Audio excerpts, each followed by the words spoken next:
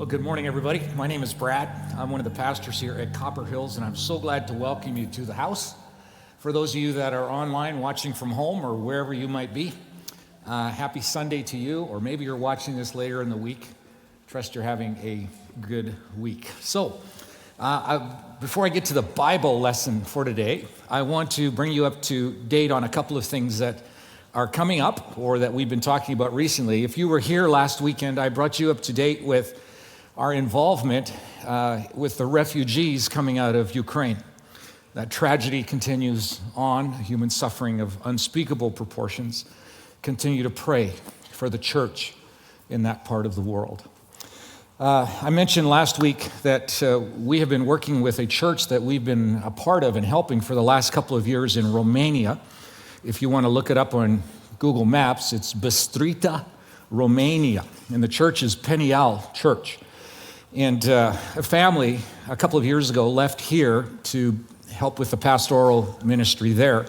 And I've been speaking with Aline, that's the gentleman that went over, and asked them how we could help, because we wanted to find a place that we could help where all of the funds would go directly to ministry on the street, so to speak, with people. And he informed me that there are thousands and tens of thousands, actually 500,000 refugees that have flooded from the Ukraine into Romania. And many of them are being helped by this church to find shelter and temporary shelter and clothing and food and so on. The church is about an hour and a half from two different border ports, and they have been helping people come to their cities. Many of them are just short-term, finding something for a couple of days and then moving on to other families in other countries of the world. But many of them are also staying right in that city. And so they're looking for ways to help them. So I presented that to our church family last weekend, and I said, hey, look, Aline would tell us that there is a $20,000 need immediately. Just to feed, they have helped another church by converting a camp into like a place where some 80 to 100 people stay. And they're feeding them and looking after them, providing for them, educating them, and all those things that are just part of daily life. And he said, we immediately could use 20,000. I just presented that to you, right? You, in your generosity, contributed just over 50,000.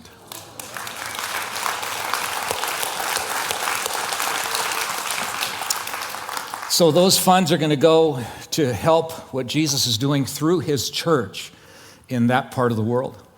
When I saw the number last night, and I think it will grow, but when I saw the number last night, I was reminded of one of the marks of the first century church, and it was that they were ridiculously generous. Not just generous, but crazy, ridiculous generous. It reminds me of you. Way to go. Way to go, church. Way to go. Okay, so the second thing I want to remind you of, Easter's coming. Shocker, right? Comes once a year, yeah.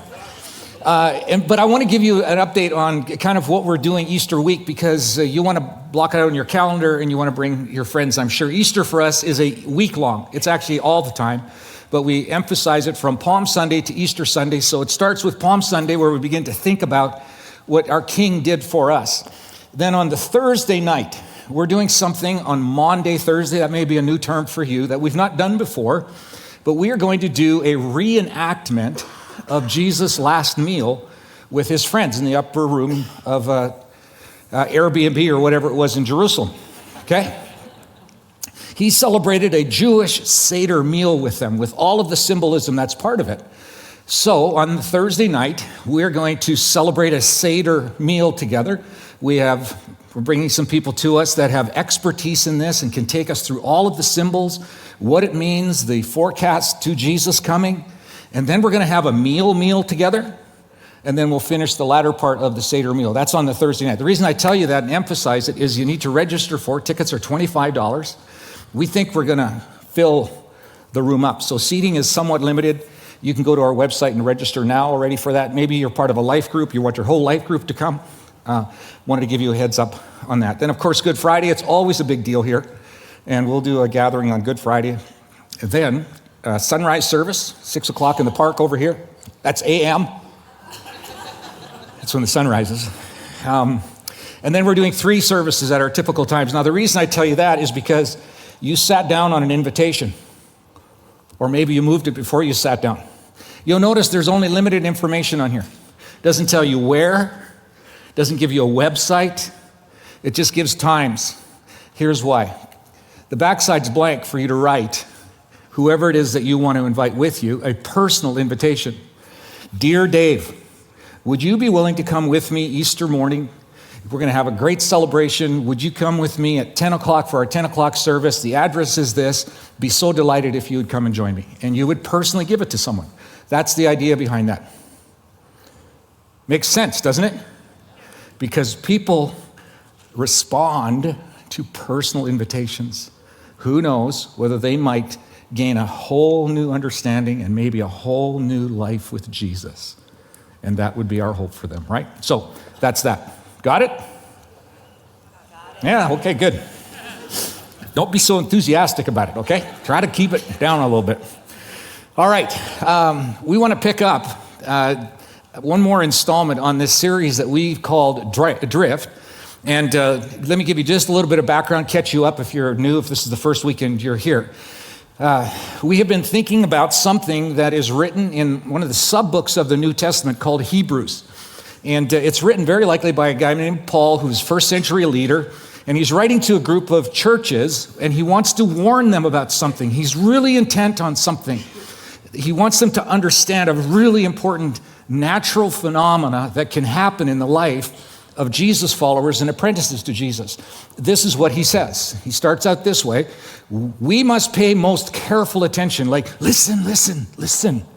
Therefore, to what we have heard, so that we do not drift away. What he had just explained in the first chapter of this was the wonder of who Jesus was, supreme over everything. He says he is the radiance of God's glory. If you want to know what God looks like, get to know Jesus and everything you can about him. He keeps the world together. He sits on the throne in heaven. He just goes on, this beautiful picture of who Jesus is, and makes it so that we can actually know Jesus and do life with Jesus. And then he starts chapter 2 with saying, hey, don't ever forget that. Because if you ever forget that, I'm concerned you're going to drift. You're going to drift spiritually. And so he's trying to take us back to the core of what our faith is so we don't drift. We know what drift is. We know at least what drift indicators are. If you drive on the highways of Arizona or around the country, you know there are these ridges or indentations on the side or in the center aisle. And if you hit those, you know it. It's an audible and tactile warning to you. You're out of your lane. And if you keep going that way, you're headed for danger, maybe disaster, maybe chaos and crisis. So we know that when it comes to vehicles. But do we know that when it comes to our spiritual lives? Is it possible that there are drift indicators that would indicate we're getting out of our lane with Jesus? And if we keep going, danger lies ahead, or we'll do a spiritual head-on collision with something. We've suggested a few of these just to give an idea of what these might be, but it could be something like just easily offended with something that someone says to me, and I find myself just instantly responding negatively to that. Could be that it's hard to forgive people for the smallest of infraction. It could be that we have to fudge the truth to make ourselves look better or smarter. You know, there are those kinds of things. You could almost miss them. You could ignore them. You could go, it's no big deal. But that's why we have to pay attention to the drift indicators. If you drive your car and you go, that's no big deal. Well, it could be if you keep going. And so we've been thinking about these spiritual drift indicators. And we started last week looking specifically at a lesson, a teaching, a sermon that Jesus gives. It's maybe his most famous sermon. We refer to it as the Sermon on the Mount. It's just talking to a group of people on the side of a mountain. That's why it's got that name. Write that down. That's a good one, okay? And he's teaching them, he's giving them some illustrations of some drift things that can happen in life. So last week we talked about anger, how anger can lead to condemnation. And condemnation can lead to demeaning people. And if you don't stop there, Jesus would say, murder lurks someplace down the road. which we think he overstates it, but he's actually right. That's how it turns out. So this week, I want to talk about the next thing that Jesus speaks about. Jesus is always the smartest guy in the room, right? But he's not too smart to be savvy about the culture of his day and our day. To me, it's interesting. The first two illustrations he gives of drifting are the things that Hollywood makes all their money off of: violence and sex. That's right, we're talking about sex. Aren't you glad you came today? So, because this is a tough topic to hear, and it's tough to talk about, I want to tell you where we're going to go, okay? Just so you can relax and listen. I want to give you a little bit of what Jesus actually teaches, a little context for what he teaches around this subject. It's always cool to go directly to Jesus' words, right? But sometimes those words need some context for what he was addressing in his culture. Then I want to take those words and I want to apply them to our culture. And then I want to look at one specific example that we struggle with when it comes to our sexuality. Okay, so this is how Jesus starts it in Matthew chapter 5. He says, "You have heard that it was said, 'You shall not commit adultery.'" Okay, that was a very common statement within the Jewish culture because it comes from the Big Ten, right? They literally had that one chiseled in stone. God gave it to Moses on a mountain. The 10 Commandments, this is number 7. Okay, but here's the interesting thing to me. In Jesus' culture, he is also addressing a really common question that for 400 years philosophers had been asking. Philosophers like Socrates and Plato and Aristotle had all asked this question, and the question was, who is a really good person? Just intuitively, naturally good. Well, the Jewish folks, the Hebrew folks, had an answer right away. It's the top 10. You do those, and the closer you get to those, and if you don't break them, that's a good person. I can show you a good person because they're absolutely faithful to the 10 Commandments. However, the human mind is deceptively able to take a law and twist it so that they're not doing the law, but they appear to be doing the law. Does that make sense? So here's one of the ways that would find a way around it. So you cannot commit adultery, which means you cannot have sexual intercourse with anybody who's not your spouse, period. End of brackets. However, as was rationalized, I read one story of a Jewish religious leader who said, hold on just a second. I have a household slave. She's a Gentile. So those are 2 strikes against her. She's not Jewish and she's a slave, so she really doesn't have an identity. She's not really a person, so I'm good to go. And that's what he did. You see how this works? Laws don't actually govern behavior. They only govern as long as you don't get in trouble, right? Like if you're going to get in trouble, then the law works. So what Jesus is apparently saying is, look, that's the standard. You shall not commit adultery.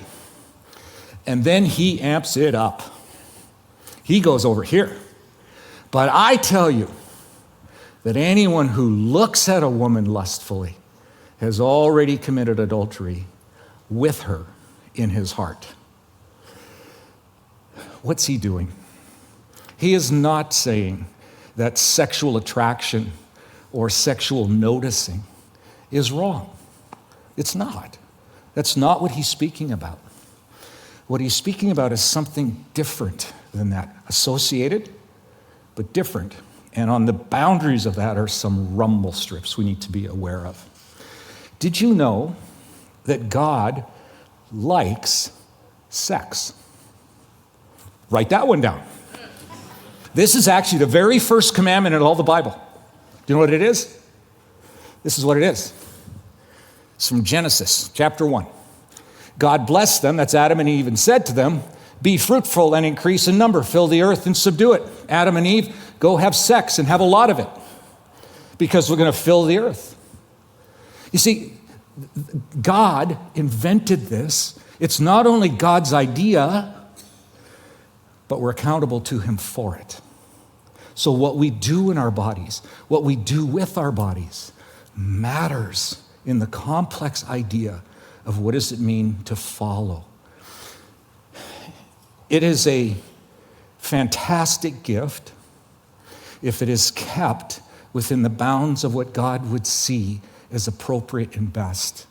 God put together, he'll tell us just a little bit later in Genesis, just a chapter or two or later, a man will leave his family, a woman will leave her family, and they will become one. In God's plan, in God's ideal, it's one male, one female in fidelity for their whole life long. That's his plan. That's where he wants us to be.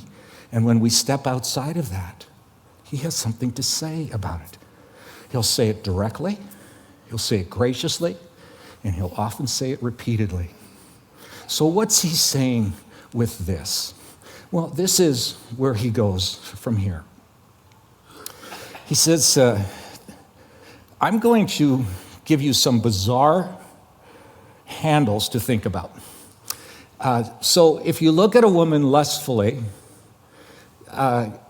you have to be careful with that. And if you do, if your right eye causes you to stumble, gouge it out and throw it away. Go ahead. It's better for you to lose one part of your body than for the whole body to be thrown into hell. Just a comment here.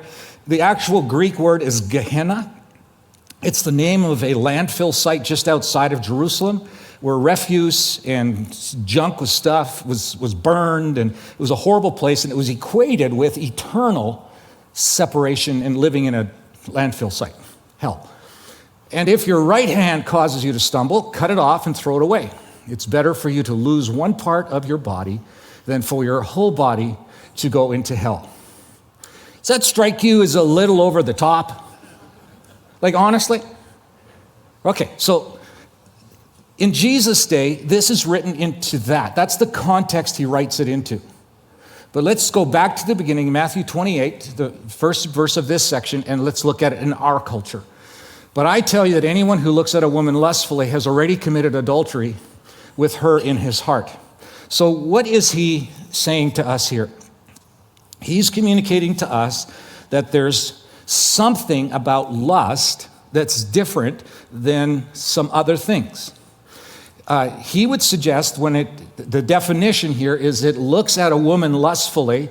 It isn't really fully complete in the Greek as it's translated in English. It would be someone who looks at a person lustfully to lust after her. So there's some intent to the lusting. There's something I want. There's some desire I have, and I think she might be able to fulfill that. Now, he's talking to dudes in his culture. This applies across the genders, but he's specifically speaking to men. The literal translation is, looks at a woman for the purpose of lusting for her. In other words, all of the elements of the genuine act, of the actual act itself, are there, except the physical act itself. And typically what's missing is opportunity. Or, I'm going to get caught. Otherwise, it would appear this is where it's headed. Jesus would call that adultery of the heart. That's what he's thinking about. The physical act, the clicking on the site, the suggestive flirting, the late night porn binge, those are not drift indicators. Those are on the other side of drift indicators. Drift indicators are things along these lines. You want to watch a movie and you check the rating on it because if it's MA, there just might be something interesting in it. That's a drift indicator. A drift indicator is, I think I need to hide my search history. There's probably nothing bad there, but I just don't want someone to see it. Or there's a clickbait on the screen of your Google search, and you go, she's pretty. And you click on it just because of where it might take you. Those are drift indicators. But those lead to what Jesus is concerned about. Something takes place in our hearts that he is concerned about. One of the most telling things of our culture and human beings is that we cannot think of a reason why we should not satisfy our sexual desires.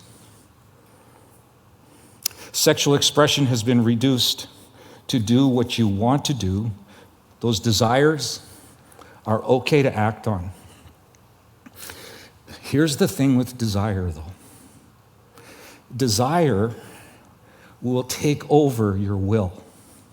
And you can actually get to a place where you desire to desire the desire.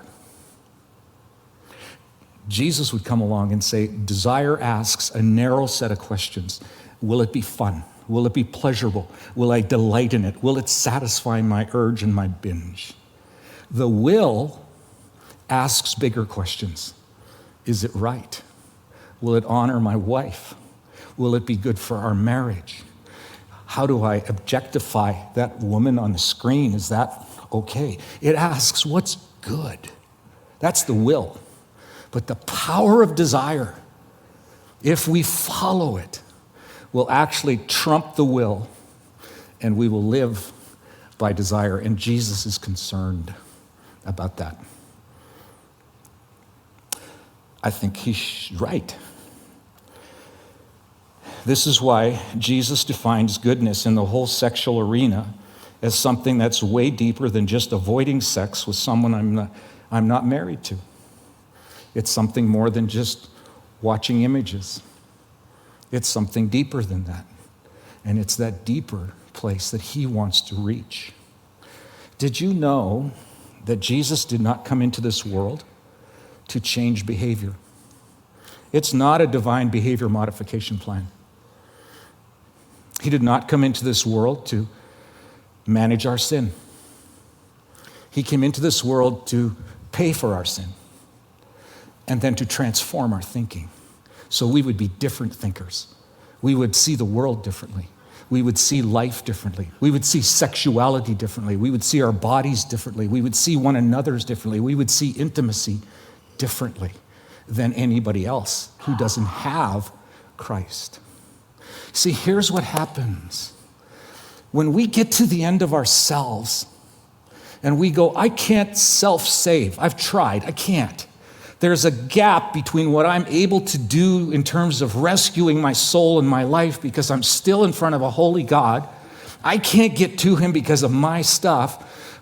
But Jesus, I believe that you paid the price on a cross for my stuff, and you enable me to have that relationship. And then, on top of that, when I say yes to it, you come and dwell inside of me. And you know what you reshape? You reshape my thinking, my worldview, how I see people, how I see sex and sexuality. Because now I've got a real shot at having your wisdom and will come to life in my life, and I can ask the bigger questions. I'm not just driven by desire. This is what Jesus is after. And I think to emphasize it, this is what he says. For it is from within a person's heart that evil thoughts come. Sexual immorality, theft, murder, adultery, greed, malice, deceit, lewdness, envy, slander, arrogance, and folly. All these evils come from inside and defile a person. Jesus is an inside guy. This is where he works. You know, he's really super smart because they're not just going to change behavior because I tell them their behavior's out of line. Here's what's going to happen. I'm going to transform them from the inside. The natural result is going to be behavior that's in alignment with who they are. I've come to rescue them from themselves, to come live inside of them and guide and lead their lives. So what's this stuff here about hands and eyes and cutting body parts off? Can we put that up again? If your right hand causes you to stumble, if your right hand causes you to stumble, what is that? A lot of people look at this and they go, that's just hyperbole. He's just trying to make a point that obedience to God really matters. And so he gives this ridiculous, doesn't really mean it, but this ridiculous idea of cutting off hands and gouging eyes out, just so people would understand, like, obey God. Do what he asks you to do. Others look at it and go, I think he might really mean that. No, really. I have a friend by the name of Ken many years ago. I got a call from a hospital that said, hey, we have Ken here, and he's asking for you. Would you come and see him? I go, yeah, what's up? Yeah, we can't really tell you, but if you come down, he's asking for you. So, of course, I went down to see him. I was met at the front desk by a psychiatrist, and he said, so before you go in to see Ken, I need to tell you what's happened. Ken has been watching a lot of pornography, and he feels bad about that. He tells me he's a Christian, and he knows that God doesn't want him to do that. And he read this passage about cutting off hands and gouging out eyes, and he mutilated himself. He did what? Yeah, he mutilated himself, went to the emergency room of a local hospital, and they kind of sutured him up, and they sent him to us. You see, as gross as that is, it's confusion over what Jesus really means. I want to suggest to you that this is what he means. He means this. It is not going to help you if your tongue keeps causing you to lie. It's not going to help you to cut it out. If your ears continue to listen to gossip and you fill your mind with it and then you recite it, cutting your ears off, not going to help. If your hands get on a keyboard and they take you to the wrong places, cutting your hands off isn't going to help. If you walk into the club where dark things happen, cutting your legs off isn't going to happen. All you are is you're going to roll into heaven as a shriveled up stump. Really. Because the heart hasn't changed. I was thinking this week, is laughing a little bit. Please laugh with me. I was thinking, we have a formal membership process. Maybe we should have a formal dismemberment process here as well. It's not helping because Jesus wants to change the heart. That's what he's talking about in that. Okay. So, can we talk for a little bit about one area that is of particular difficulty and a problem in our culture, in our world? It's pornography. And some of you are sad you came today, right now. And I mean that seriously. I want to say this tenderly. Just knowing that we're going to talk about it brings up cycles of shame and regret and sorrow because it's part of your life. And before we talk about it, I want to tell you this. Jesus does not have a condemning look in his eye for you. But he does want you to get a healthy understanding of human sexuality, and it isn't that. He wants to help with it. He's not going to condemn. He's going to try to help if you let him. Can I show you some numbers of just the reality of our world when it comes to pornography? 12. That's the percentage of total websites that contain pornography. 25. Percentage of search engine requests related to pornography. 1/4 of the searches that people do are in that subject matter. 28,000. That's the number of internet users viewing pornography every second. Right now, 28,000. 43. The number of internet users who view pornography. 34. Breaks my heart. Percentage of teenage girls who shared photos of physical descriptions of themselves online. Why? Because it's a cultural thing. 11. The age at which the average child is exposed to adult material. And watch this one, 48. Percentage of kindergartner and first grade students who have reported seeing online content that made them uncomfortable. You see, in our group here today, if that's anywhere close to accurate, half of us are engaged in viewing pornography.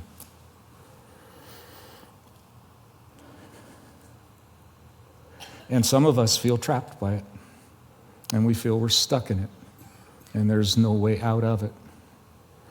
We're all susceptible to it. I remember just 6-8 months ago, something like that. I was Google searching something or other, I don't know what it was, and an advertisement popped up in the top right-hand corner of my screen, and it was an attractive gal that was, I wouldn't say provocatively dressed, but yeah, enough to catch my attention. And I clicked on it. Now, it ended up being an advertisement for car insurance. Okay? Not the point. Not the point.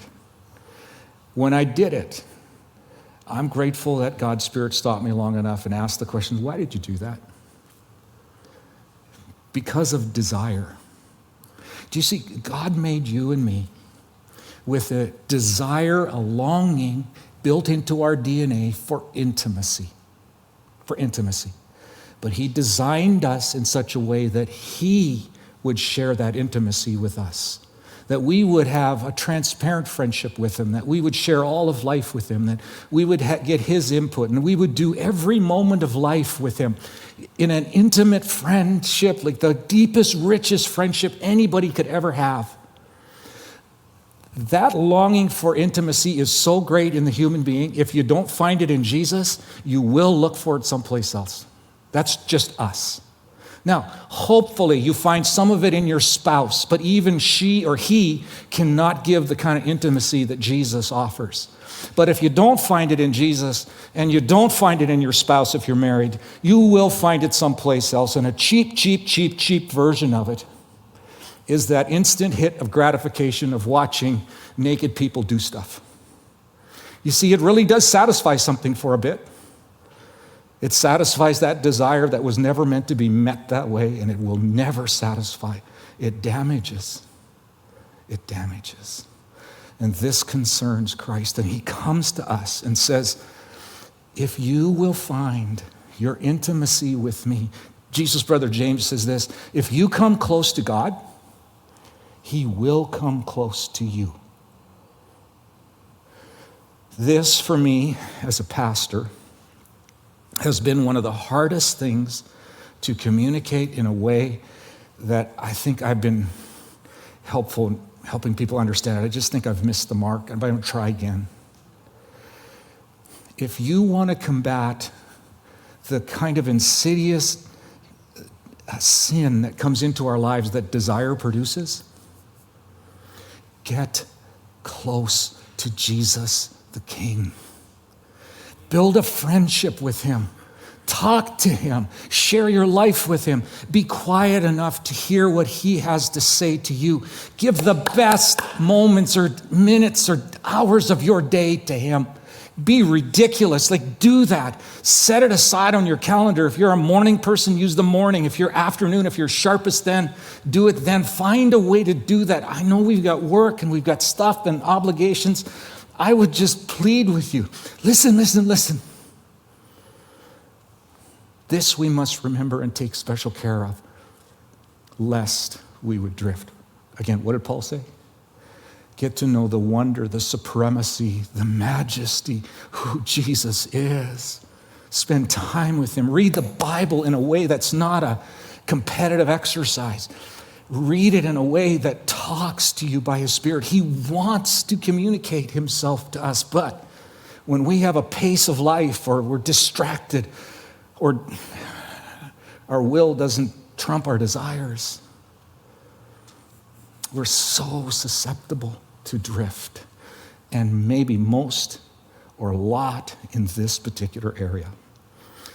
So if this is your experience, what would you do? I wish I could convince you to carve out time to grow a deep friendship with Jesus.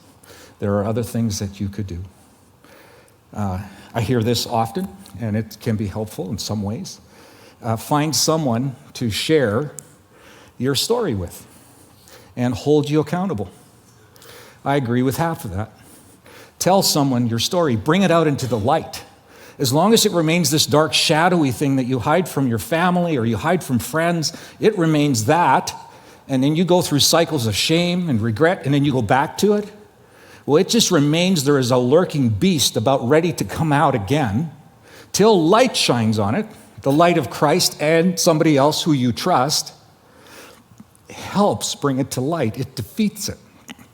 But here's what we do. We go to someone and say, hey, will you hold me accountable for this? You know what we do with that essentially? We ask them to manage our problem. Go to them for sure and tell them what you're going to do to stay connected with them, and that if you ever don't do it, they can assume you've fallen and they need to contact you. Don't let someone else manage this for you. You take the initiative for it. Now, I know for some of us, it's possible that we have gotten into this cycle for years and years and years. And it is with desires, and we become people who desire the desire, and we have to amp up what it is that we watch. It needs to become more salacious. It needs to become more pronounced. And if that's your case, I want you to know we have a group of guys that meet through the auspices of this church on Wednesday evenings. It's called the Restoration Project. And I would love to get you connected with them. They'll love you, they'll help you, they'll walk alongside you. It's a Jesus-focused group, and I would encourage you to consider that. If you want some resources, you can contact me. I have an article that I read 14 years ago that just for me highlighted the theological idea behind this and the value of human beings. And if you're interested, it's just an article. But if you're interested in that, you can contact me. Now, I would say you could stop and talk to me in the plaza, but on days like this where we talk about this subject, nobody stops to say hi. Because everybody assumes if you, look there, right? But we're not going to do that. Please don't abandon me out there, okay? Say hi. Okay. Tenderly, carefully, I know that this stirs some things in some of us. And we didn't count on that when we came today. And it's hard talk. It is. But I would hope you would hear the gentleness of Jesus, who comes to us and says, I really want you to live a flourishing life. I want that. I gave my life so you could flourish. And if in this area you're not flourishing, there's hope. There's genuine hope in Christ. There really is. And I want to encourage you. I want to be that voice for Jesus in your life in that way. Look to him. Now, Jesus, this is a hard talk, and it's hard to hear. And so would you do the wonderful thing that you do? Would you convict us of sin, of righteousness, and how it all matters? Here's the wonder of when you convict, you don't condemn. When you convict, you give a way out. When you convict, you add what you can repent, and you can come to me, and I paid for that, and I'll restore you. I know we did that last month, but I'll do it again with you. Could we walk down a path that would lead to healing now? Jesus, you really do help when we turn our eyes to you. You do that.